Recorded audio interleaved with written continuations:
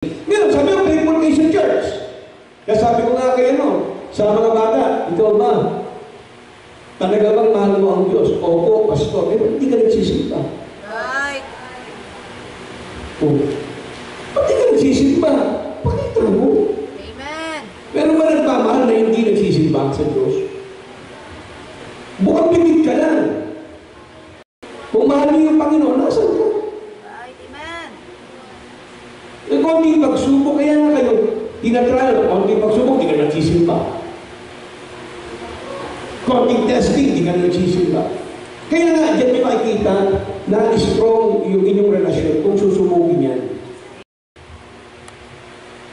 Yan ang nangyayari, kaya hindi, yung mga ganyan hindi nagiging tapat sa Diyos. Pero mismo sila, walang katapatan sa sarili nila. Even sa kanilang relasyon sa mga tao, walang katapatan. Kahit sa kaibigan, walang katapatan. Pambira, kaibigan ng asawa. So, kailangan sa atin, matitas kayo ng katapatan nyo sa Diyos. Kasi ganyan, kung tapat ka sa tao, tapat ka sa Diyos. Hindi ibig sabihin na yung asawa mo, nagkamali ng ganyan, gagawin mo rin yung gagawin niya.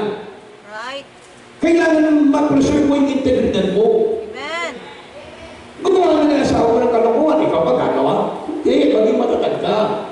Diyan kayo makikita ang katapatan. Pag ganyan ka, ibig sabihin, kaya yung maging tapat sa Diyos. Amen.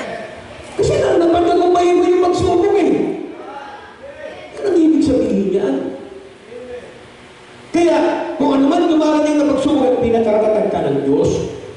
Kaya huwag mong panamalain kung dumaraan ka sa ganung pangyayari, sabi ng Bible. Pero hindi ibig sabihin na manghina ka na rin katulad nila.